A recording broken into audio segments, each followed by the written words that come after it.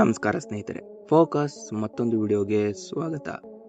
ಕನ್ನಡ ಚಿತ್ರರಂಗ ಕಂಡಂತಹ ಪ್ರಸಿದ್ಧ ನಟಿ ಆರತಿ ಸುಮಾರು 125ಕ್ಕೂ ಹೆಚ್ಚು ಸಿನಿಮಾಗಳಲ್ಲಿ ಆಕ್ಟ್ ಮಾಡಿ ಸೈ ಎನಿಸಿಕೊಂಡ ಕಲಾವಿದೆ. ಇಂತಹ ಆರತಿ ಜೀವನ ಹಾದಿ ಹೇಗಿದೆ, ಇನ್ನು ಇವರ ಜೀವನದಲ್ಲಿ ಆದಂತಹ ನೋವುಗಳೇನು, ಇನ್ನು ಚಿತ್ರರಂಗಕ್ಕೆ ಎಂಟ್ರಿ ಕೊಟ್ಟಿದ್ದು ಹೇಗೆ, ಸಾಂಸಾರಿಕ ಜೀವನದಲ್ಲಿ ಅನುಭವಿಸಿದಂತಹ ಕಷ್ಟಗಳೇನು, ಎಲ್ಲವನ್ನು ಸ್ನೇಹಿತರೆ ಈ ಇಂಟ್ರೆಸ್ಟಿಂಗ್ ವಿಡಿಯೋದಲ್ಲಿ ನೋಡ್ತಾ ಹೋಗೋಣ. ಯಾರು ಕೂಡ ಈ ವಿಡಿಯೋವನ್ನು ಮಿಸ್ ಮಾಡೋದಕ್ಕೆ ಹೋಗಬೇಡಿ. ಇನ್ನು ನಮ್ಮ ಚಾನಲ್ಗೆ ಹೊಸಬರು ಭೇಟಿಯನ್ನು ನೀಡಿದರೆ ಈಗಲೇ ಸಬ್ಸ್ಕ್ರೈಬ್ ಮಾಡಿಕೊಳ್ಳಿ. 1954ರ ಆಗಸ್ಟ್ 16ರಂದು ಅಂದಿನ ಮೈಸೂರು ರಾಜ್ಯದ ಹಾಸನ ಜಿಲ್ಲೆ ಅರಕಲಗೂಡು ತಾಲೂಕಿನ ಅರೆಗಲ್ಲು ಎಂಬಲ್ಲಿ ತಂದೆ ಶಿವಣ್ಣ, ತಾಯಿ ಸತ್ಯಭಾಮ. ಆರತಿಯ ಮೊದಲ ಹೆಸರು ಭಾರತಿ, ಇನ್ನು ಇವರ ಮನೆಯಲ್ಲಿ ಕರೆಯುತ್ತಿದ್ದು ಭಾರತಿ ಅಂತಾನೆ. PU ವರೆಗೂ ಶಿಕ್ಷಣ, ನಾಟಕಗಳಲ್ಲಿ ಪಾತ್ರ, ಇನ್ನು ಡಾಕ್ಟರ್ ಕನಸು. ಇನ್ನು ಸ್ನೇಹಿತರೆ, ಆರತಿಯವರದು ನಾನು ಡಾಕ್ಟರ್ ಆಗಬೇಕು ಎಂದು ಕನಸನ್ನು ಹೊಂದಿದ್ರು. ಆದರೆ ತಂದೆಯ ತಾಕೀತು. ಆರತಿ PU ಶಿಕ್ಷಣ ಪಡೆದಿದ್ದು ಮೈಸೂರಿನಲ್ಲಿ. ಅಕ್ಕನ ಮನೆಯಲ್ಲಿದ್ದುಕೊಂಡೇ ಕಾಲೇಜು ದಿನಗಳಲ್ಲಿ ನಾಟಕಗಳಲ್ಲಿ ಭಾಗವಹಿಸುತ್ತಿದ್ರು. ಇನ್ನು ಹಲವರಿಂದ ಮೆಚ್ಚುಗೆ ಗಳಿಸಿದ್ರು. ಓದಿನಲ್ಲೂ ಕೂಡ ಮುಂದಿದ್ದಂತಹ ಇವರಿಗೆ ಆಗಲೇ ಹೇಳಿದ ಹಾಗೆ ಡಾಕ್ಟರ್ ಆಗೋ ಆಸೆ. ಆದರೆ ಹೆಣ್ಣು ಮಕ್ಕಳು ಜಾಸ್ತಿ ಓದಬಾರದು, ಇದು ಎಲ್ಲ ಮನೆಯಲ್ಲೂ ಇರುವಂತಹ ಇದು ಒಂದು ಭಿನ್ನ ಅಭಿಪ್ರಾಯ ಅಂತ ಹೇಳ್ಬೋದು. ಇದೇ ರೀತಿ ಇವರ ತಂದೆಯ ಕೂಡ ಹೆಣ್ಣು ಮಕ್ಕಳು ಜಾಸ್ತಿ ಓದಬಾರದು ಅನ್ನೋದು ಇವರ ಆಸೆಗೆ ತಣ್ಣೀರು ಎರಚಿ ಬಿಡ್ತು.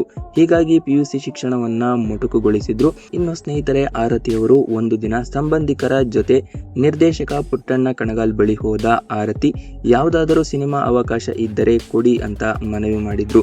ಜೊತೆಗೆ ತಮ್ಮ ವಿಳಾಸವಿರುವ ಚೀಟಿಯೊಂದನ್ನು ಕೊಟ್ಟು ಬಂದಿದ್ರು. ನಂತರ ಪುಟ್ಟಣ್ಣರಿಗೆ ತಮ್ಮ ನಿರ್ದೇಶನದ ಗೆಜ್ಜೆ ಪೂಜೆ ಸಿನಿಮಾ ಸಣ್ಣದೊಂದು ಪಾತ್ರಕ್ಕೆ ನಟಿಯೊಬ್ಬರ ಅವಶ್ಯಕತೆ ಇತ್ತು.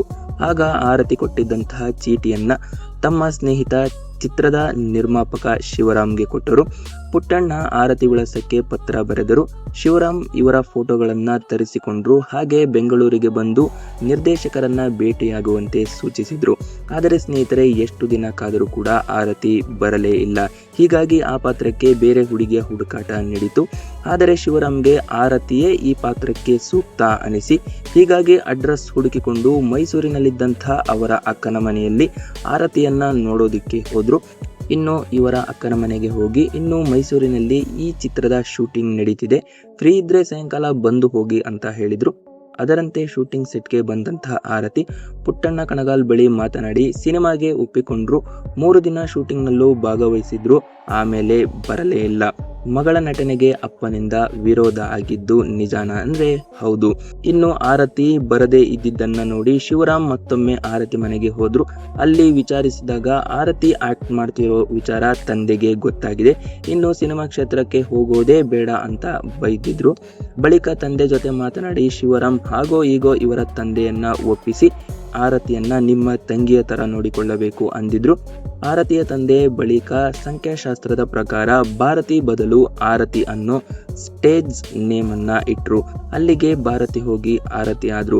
ಇನ್ನು ಸ್ನೇಹಿತರೆ, 16ನೇ ವಯಸ್ಸಿನಲ್ಲಿ ಚಿತ್ರರಂಗಕ್ಕೆ ಇಂತಹ ಆರತಿ 1969ರಲ್ಲಿ ತೆರೆ ಕಂಡಂತಹ ಗೆಜ್ಜೆ ಪೂಜೆ ಸಿನಿಮಾ ಮೂಲಕ ಕನ್ನಡ ಚಿತ್ರರಂಗಕ್ಕೆ ಎಂಟ್ರಿ ಕೊಟ್ಟರು. ಆಗ ಆರತಿಗೆ ಕೇವಲ 16 ವರ್ಷ ವಯಸ್ಸು ಅಷ್ಟೇ. ಹಿಂದೆ ತಿರುಗಿ ನೋಡಲೇ ಇಲ್ಲ. ಒಂದೊಂದೇ ಸಿನಿಮಾ ಮಾಡ್ತಾ ಹೋದ್ರು. ಇನ್ನು ಚಿಕ್ಕ ನಟಿಯಿಂದ ನಾಯಕಿ ನಟಿಯಾದರು. ಇನ್ನು ರಾಜ್ಕುಮಾರ್, ವಿಷ್ಣುವರ್ಧನ್, ಅಂಬರೀಷ್ ಇಂತಹ ದೊಡ್ಡ ದೊಡ್ಡ ನಟರ ಜೊತೆ ಹೆಜ್ಜೆ ಹಾಕಿದ್ರು. ಅದರಲ್ಲೂ ಪುಟ್ಟಣ್ಣ ಕಣಗಾಲ್ ಮತ್ತು ಆರತಿ ಕಾಂಬಿನೇಷನ್ ಅಂತೂ ಸೂಪರ್ ಅಂತ ಕೂಡ ಹೇಳ್ಬೋದು. ಇನ್ನು ನಾಗರಹವು, ಎಡಕಲ್ ಗುಡ್ಡದ ಮೇಲೆ, ಉಪಹಾಸನೆ, ಶುಭಮಂಗಳ ಮುಂತಾದ ಚಿತ್ರಗಳಲ್ಲಿ ನಟನೆಗೆ ಹಲವು ಪ್ರಶಸ್ತಿಗಳು ಕೂಡ ಬಂದಿವೆ. ಇನ್ನು ಸ್ನೇಹಿತರೆ, ತೆಲುಗು, ತಮಿಳು ಚಿತ್ರರಂಗಕ್ಕೂ ಎಂಟ್ರಿ ಕೊಟ್ಟರು. ಇನ್ನು ಇವರ ನಟನೆ ಜೊತೆಗೆ ಸಿನಿಮಾ ನಿರ್ಮಾಣಕ್ಕೂ ಕೈ ಹಾಕಿ ಪ್ರೊಡ್ಯೂಸರ್ ಕೂಡ ಆದ್ರು. ಇನ್ನು 1976ರಲ್ಲಿ ನಟಿ ಆರತಿ ಮತ್ತು ನಿರ್ದೇಶಕ ಪುಟ್ಟಣ್ಣ ಕಣಗಾಲ್ ಸೀಕ್ರೆಟ್ ಆಗಿ ಮದುವೆ ಆದರು. ಇದು ಹಲವರನ್ನ ಶಾಕ್ಗೆ ಕೂಡ ಒಳಪಡಿಸಿತು. ಯಾಕಂದ್ರೆ ಪುಟ್ಟಣ್ಣಗೆ ಅದಾಗಲೇ ಮದುವೆಯಾಗಿ ವಯಸ್ಸಿಗೆ ಬಂದಂತಹ 5 ಮಕ್ಕಳಿದ್ರು. ಜೊತೆಗೆ ಪುಟ್ಟಣ್ಣಗಿಂತ ಆರತಿಗೆ ಬರೋಬ್ಬರಿ 21 ವರ್ಷ ಚಿಕ್ಕವರಾಗಿದ್ರು.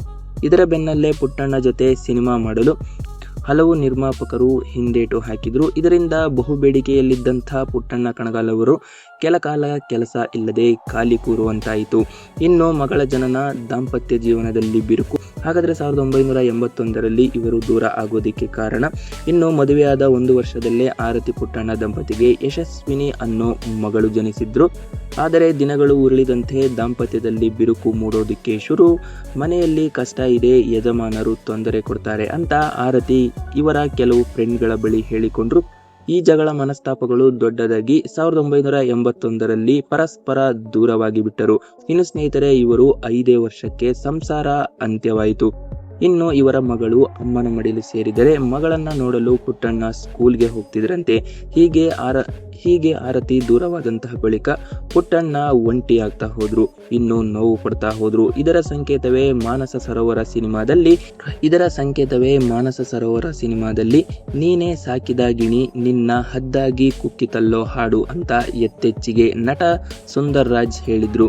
ಇನ್ನು ಸ್ನೇಹಿತರೆ, 1981ರಲ್ಲಿ ಗಣೇಶ್ ಮಹಿಮೆ ಸಿನಿಮಾ ಶೂಟಿಂಗ್ ಟೈಮ್ನಲ್ಲಿ ಬೆಂಗಳೂರಿನ ಜೆಪಿ ನಗರದಲ್ಲಿ ಬೆಳ್ಳಿ ತೆರೆ ಅನ್ನೋ ಮನೆ ಕಟ್ಟಿಸುತ್ತಿದ್ರು. ಇನ್ನು ಆರತಿ ಇದಕ್ಕೆ ದುಡ್ಡಿನ ಅವಶ್ಯಕತೆ ಇದ್ದಾಗ ಚಿತ್ರದ ನಿರ್ಮಾಪಕ BM ವೆಂಕಟೇಶ್ ರಿಂದ 25,000 ಸಾಲ ಪಡೆದಿದ್ರಂತೆ. ಬಳಿಕ ಸಾಲ ವಾಪಸ್ ಕೇಳೋದಿಕ್ಕೆ ಹೋದಾಗ BM ವೆಂಕಟೇಶ್ ಯಾವ 25,000 ನಾನು ತಗೊಂಡೇ ಇಲ್ಲ ಅಂದಿದ್ರು. ಇದನ್ನ ಆರತಿ ಹೀಗಂತ BM ವೆಂಕಟೇಶ್ ಪತ್ನಿ ಸಂದರ್ಶನ ಒಂದರಲ್ಲಿ ಹೇಳಿಕೊಂಡಿದ್ದಾರೆ. ಇನ್ನು ಬಿಜೆಪಿಯಿಂದ ವಿಧಾನ ಪರಿಷತ್ಗೆ ಆರತಿಯನ್ನ 1984ರಲ್ಲಿ ವಿಧಾನ ಪರಿಷತ್ಗೆ ನಾಮನಿರ್ದೇಶನ ಮಾಡಿತು. ಈ ನಡುವೆ 1985ರಲ್ಲಿ ಪುಟ್ಟಣ್ಣ ಕಣಗಾಲ್ ಹೃದಯಾಘಾತದಿಂದ ಕೊನೆ ಉಸಿರೆಳೆದರು. ಇನ್ನ 1986ರಲ್ಲಿ ಚಂದ್ರಶೇಖರ್ ಜೊತೆ ಮದುವೆ, ಆಕ್ಟಿಂಗ್ಗೆ ವಿದಾಯ. ಇನ್ನು ಸ್ನೇಹಿತರೆ, ಆರತಿ ಅವರು 1986ರಿಂದ ಸಮಾಜ ಸೇವೆಗೆ ಇಳಿದ್ರು.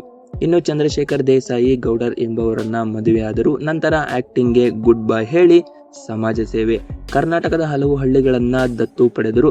ಜನರಿಗೆ ತಮ್ಮಿಂದಾದಂತಹ ಸಹಾಯ ಮಾಡಿದ್ರು. ಆರತಿ ಮತ್ತು ಚಂದ್ರಶೇಖರ್ಗೆ ಪ್ರೀತಿ ಅನ್ನೋ ಮಗಳಿದ್ದಾಳೆ. ಸದ್ಯ ಅಮೆರಿಕದಲ್ಲಿ ನೆಲೆಸಿರೋ ಇವರು ಆಗಾಗ ರಾಜ್ಯಕ್ಕೆ ಬಂದು ಹೋಗ್ತಾರೆ. ಇನ್ನು ಸ್ನೇಹಿತರೆ, ಆರತಿಯವರು ಅಮೆರಿಕದಲ್ಲಿ ಸೆಟಲ್ ಆಗಿದ್ದಂತಹ ಆರತಿ 2005ರಲ್ಲಿ ಚಿತ್ರರಂಗಕ್ಕೆ ವಾಪಸ್ ಬಂದರು. ಆದರೆ ನಟಿಯಾಗಿ ಅಲ್ಲ, ನಿರ್ದೇಶಕಿಯಾಗಿ. ಮಗಳು ಯಶಸ್ವಿನಿ ಚಿತ್ರಕಥೆ ಬರೆದು ಗಂಡ ಚಂದ್ರಶೇಖರ್ ದೇಸಾಯಿ ಗೌಡರ್ ನಿರ್ಮಾಣ ಮಾಡಿದ ಮಿಠಾಯಿ ಮನೆ ಅನ್ನೋ ಮಕ್ಕಳ ಚಿತ್ರದ ಮೂಲಕ ಈ ಸಿನಿಮಾಗೆ ಕರ್ನಾಟಕ ಸರ್ಕಾರ ಕೋಡ ಮಾಡುವ ಅತ್ಯುತ್ತಮ ಮಕ್ಕಳ ಚಿತ್ರ ಅನ್ನೋ ಪ್ರಶಸ್ತಿ ಬಂತು. ಇನ್ನು 2013ರಲ್ಲಿ ಬೆಳ್ಳಿತೆರೆ ಮನೆ ಮಾರಾಟ. ಆರತಿ 80ರ ದಶಕದಲ್ಲಿ ಬೆಂಗಳೂರಿನಲ್ಲಿ ಕಟ್ಟಿಸಿದಂತಹ ಬೆಳ್ಳಿತೆರೆ ಮನೆಯನ್ನ 2013ರಲ್ಲಿ ಸೇಲ್ ಮಾಡಿದ್ರು. 9,600 ಸ್ಕ್ವೇರ್ ಫೀಟ್ ವಿಸ್ತೀರ್ಣದಲ್ಲಿದ್ದ ಈ ಮನೆಯನ್ನ ಮಾರಾಟದ ಮೌಲ್ಯ 10ರಿಂದ 15 ಕೋಟಿ ಅಂದಾಜಿಸಲಾಗಿತ್ತು. ಹಾಗಾದ್ರೆ ಸ್ನೇಹಿತರೆ, ಆರತಿ ಅವರ ಜೀವನ ಹೇಗಿತ್ತು ಅನ್ನೋದನ್ನ ಈ ವಿಡಿಯೋದಲ್ಲಿ ನೋಡ್ತಾ ಬಂದಿದ್ದೀರಾ. ಇನ್ನು ಚಿತ್ರರಂಗದಲ್ಲಿ ಮಿಂಚಿ ಮರೆಯಾದ ಆರತಿ ಜೀವನದ ಹಾದಿ ಹೇಗಿದೆ, ಇವರು ಕಂಡಂತಹ ಏಳು ಬೀಳು ಎಂತಹದ್ದು ಅನ್ನೋದನ್ನ ತಿಳ್ಕೊಂಡಿದ್ದೀರಾ. ಹಾಗಾದರೆ ಸ್ನೇಹಿತರೆ, ನಮ್ಮ ಪ್ರಯತ್ನ ನಿಮಗೆ ಏನನ್ನಿಸ್ತು ಅಂತ ಹೇಳಿ ಈ ವಿಡಿಯೋ ಕಮೆಂಟ್ ಬಾಕ್ಸ್ನಲ್ಲಿ ತಿಳಿಸಿ. ಇದೇ ರೀತಿ ಹೆಚ್ಚಿನ ಮಾಹಿತಿಗಾಗಿ ನಮ್ಮ ಚಾನಲನ್ನು ಲೈಕ್ ಮಾಡ್ಕೊಳ್ಳಿ, ಹಾಗೆ ಸಬ್ಸ್ಕ್ರೈಬ್ ಮಾಡ್ಕೊಳ್ಳಿ.